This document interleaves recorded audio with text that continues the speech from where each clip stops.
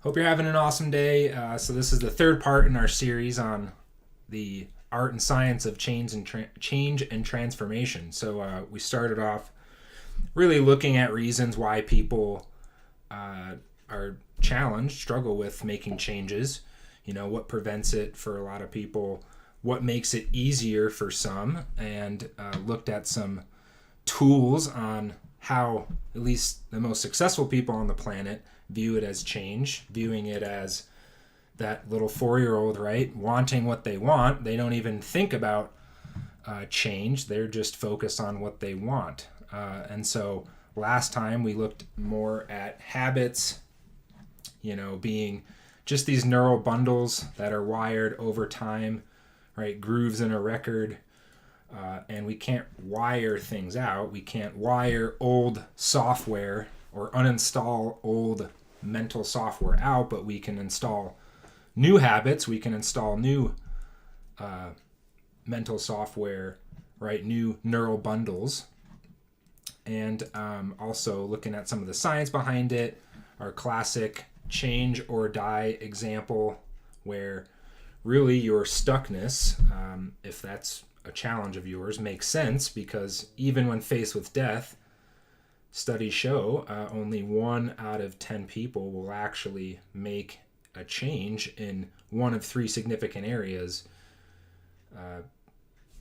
stress reduction, exercise, and diet. For coronary bypass patients, for example, only 1 out of 10 change. But then Dr. Dean Ornish, implementing some great strategies with a group of his patients that had an 8-fold increase in success, where he gave him a massive support system, had him sign a contract, gave him individual coaching, and then the third thing that we looked at was taking massive radical approaches to our change versus the incremental approach. It's a common misnomer, an old belief, if you will, that the baby step approach is more effective to changing habits versus taking massive radical leaps, right? So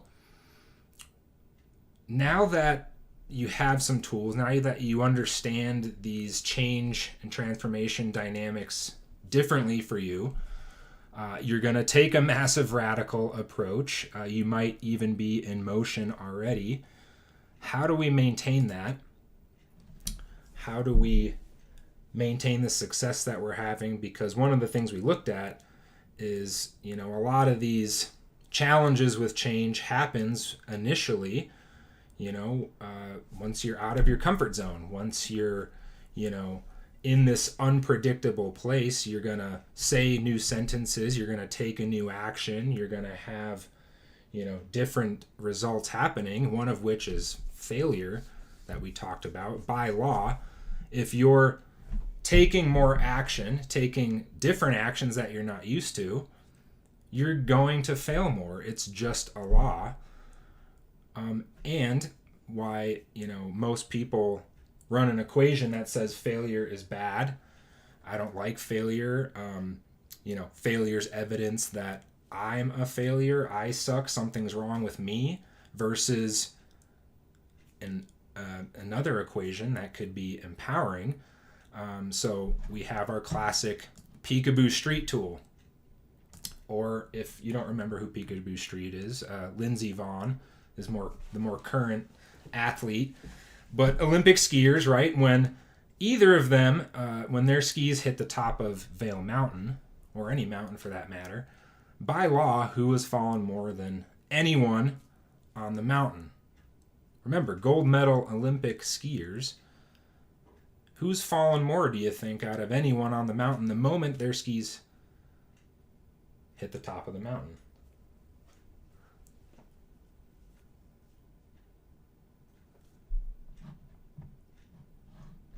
I know some of you already know the answer. The one that's focused on not falling, but they're focused on speed. Well, you're jumping ahead a little bit, but Sorry. it's fine. Who's fallen more than anyone on the mountain? Them or someone else on the mountain?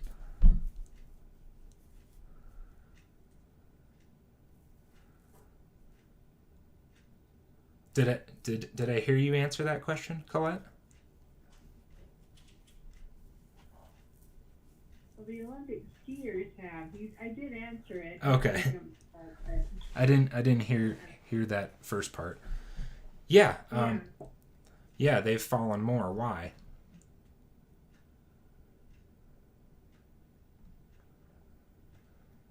Because they're the ones pushing their limits, right? They're the ones that have, not only had the most falls because they're going at speeds that are way out of, 99.9% of the population's comfort zone. Therefore, not only are they going to have more falls, they're going to have the worst falls. I mean, you've seen maybe some of the footage of Peekaboo Street or, Lindsey Vohn's catastrophic falls. I mean, they're horrific, right? I mean, it's like, how do they even live after something like that? But yeah, they're going at very uncomfortable speeds. And, so it's back to our Eleanor Roosevelt quote, failure is not the opposite of success. It's integral to, it's required.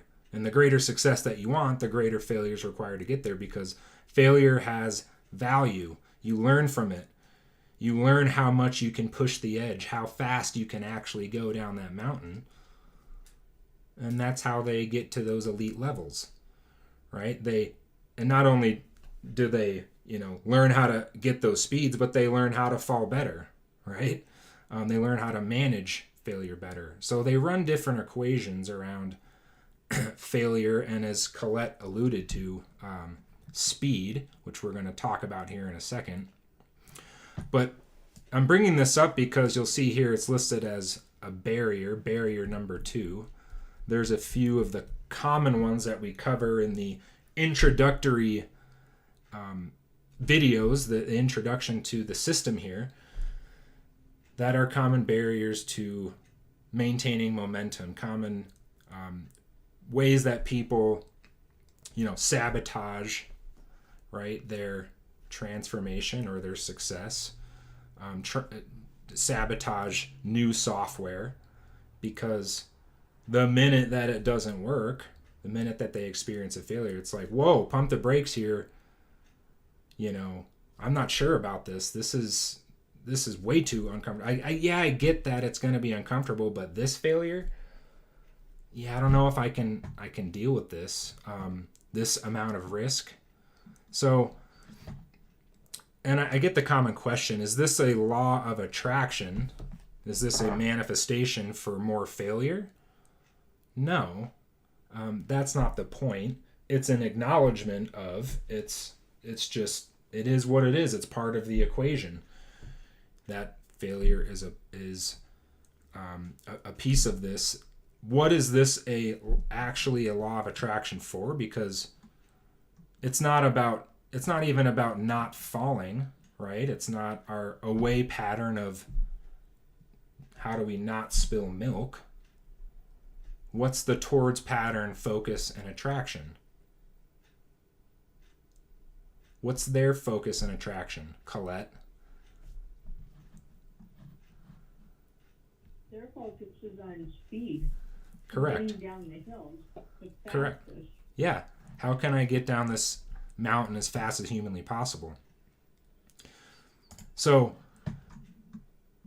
when we cover this Peekaboo Street tool, we always cover sabotage as well, because why sabotage is different even from falling and failure, and you want to rethink, what this means for you. And here's the metaphor, the very first thing, and you'll see here, when you're in over your head or you're on a uncomfortable part of the mountain, maybe it's your first black diamond, you point your ski tips downhill. What's the very first thing that happens?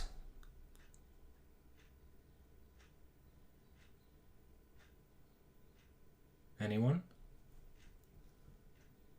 Very first thing that happens. You might fall. No, we have you might fall. Even before that. You ever came out of your fears? No. I don't know if they can hear you. She said, overcome your fear. No, and don't think too hard about this. What happens when you point your ski tips downhill? Go downhill. And yeah, when you fast. start, yeah, you go fast. Speed picks up. It's uncomfortable, right? Oh no, am I in over my head? What have I done? This is scary. This is risky. This is dangerous. So more speed than you're comfortable with. Then the next thing that happens. So typically I have people say, well, I start to brake or I start to carve. Or no, that's the second thing that happens because, okay, speed's picking up. I'm going to try to stop, carve, and speed is still continuing to pick up. And more speed, more braking, more carving, even more speed, in that fastest, that one moment where it gets to a point where, your heart's racing, adrenaline is through the roof, way too uncomfortable, boop, fall over as a braking strategy. Or you just, completely come to a halt, right? You don't maintain the speed, but most just will intentionally fall over as a way to brake and carve. This is not a failure. This is strategy. It's an old software, old strategy for safety and comfort. Right? Try to prevent an even more catastrophic failure or fall. So, how do we, fall in life? What does this look like? How does sabotage occur? Well, it's procrastination, right? Not being on time, not making the calls we should, forgetting to write, hurrying a response, leaving an important information out in an email. It's not a level 10 effort where you're maintaining the speed, and because of that speed, something unintentional happened where it's like, man, I fell, I learned from this, whatever the lesson is in the failure, that's where we have, and I wish I could write, that's where we find the Eleanor Roosevelt rule, right? We find lessons in growth from the failure. We don't grow in those moments where we intentionally fall over, sabotage our speed, because we don't get to discover our limits. We don't get to discover what our edge is. Therefore, there's no growing lesson. And so, as we like to joke, what do most blue slopers do when they get done at the end of the day and they're in the après ski lounge having their, happy hour beverage? What are they saying? Oh man, I had a great day. I didn't fall once. Awesome day. Well, did you grow as a skier or snowboarder? So, this is why children, back to the 4-year-old, unlimited raw version, hasn't been programmed in yet to, avoid failure. They're just bombing down the mountain. Ah! They don't care. And then they have, yard sale, and you run up to them and they're like, and what do most parents do, by the way, when they have a yard sale?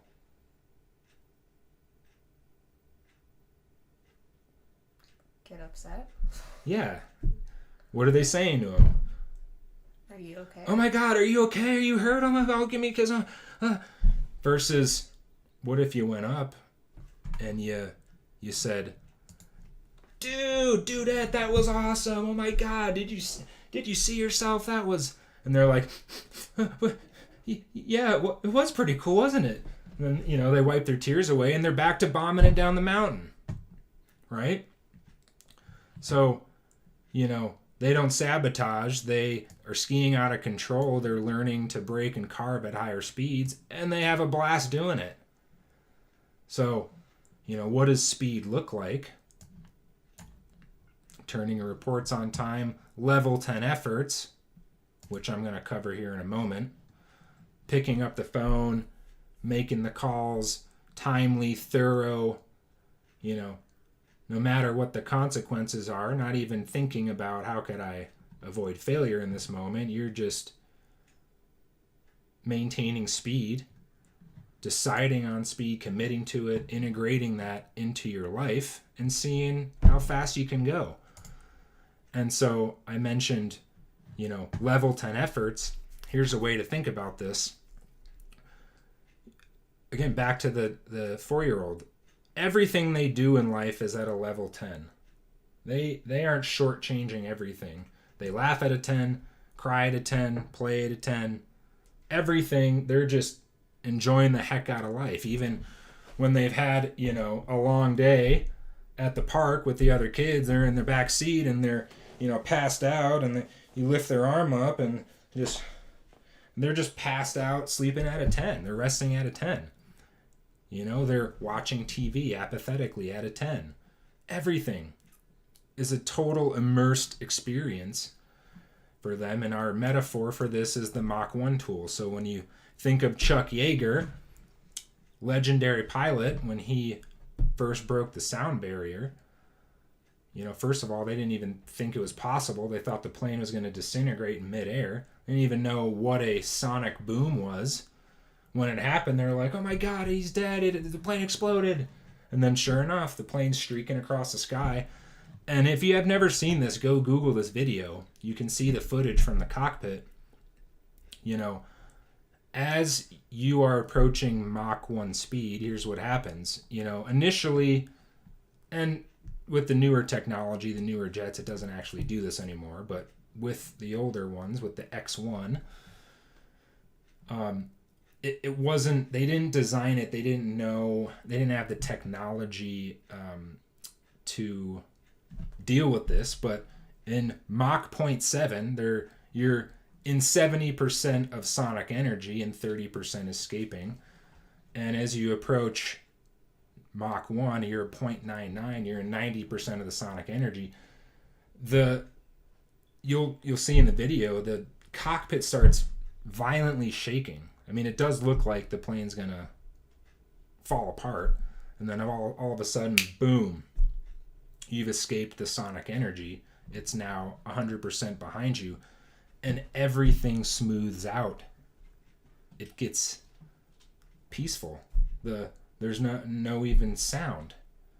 So if you travel faster than the speed of your bullshit, as we like to say, which you go back to the examples, reasons or ways that you sabotage, and then we'll make excuses. We'll tell, I'm so busy, I'm busy, and I've got so much going on, and we'll make excuses as to why we can't do this level 10 life, because most are focused on how do I avoid failure. Going Mach 1, man, I don't know if I can deal with that. That sounds crazy. That sounds unattainable, unmanageable, right? So when you think of this metaphor, life at a 7, it's really hard.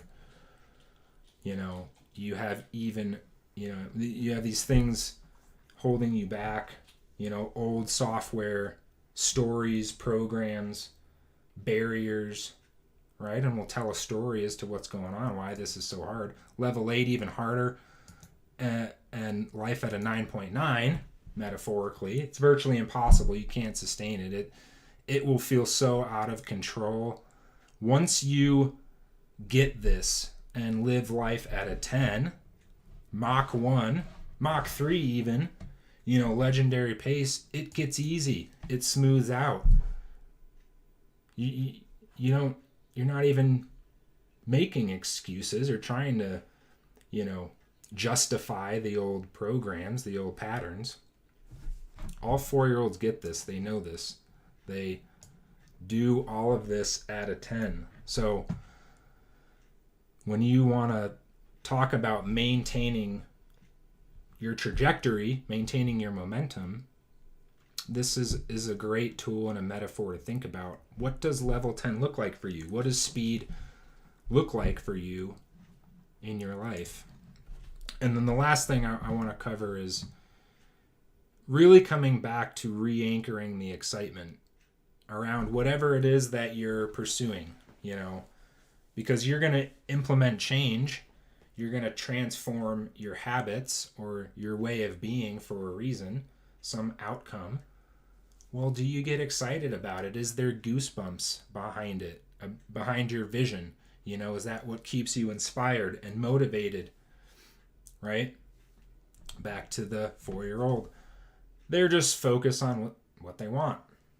They like this toy, they get sick of it, they're on to the next toy. They want what they want, Yes, this can be difficult at times, but when you have I have a dream speech, for instance, one of our classic tools, a dream about what you're creating, and you have that wired in your nervous system that boom, anytime that you catch yourself in a half-empty place or an unexcited, uninspired place, that you can cue this, you can do this immediately. We talked last time, with installing habits, repetition and intensity. How do you prime an intense moment? Do you engage your body? Do you work out? Do you put great music on?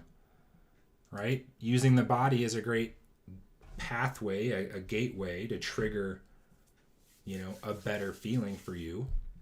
But trust the science here, trust the tools, trust the process, trust your heart as to where it's guiding you. And, all these tools are just there to support and supplement you and help you navigate these challenges that come with change and transformation and, maintaining your speed at a level 10.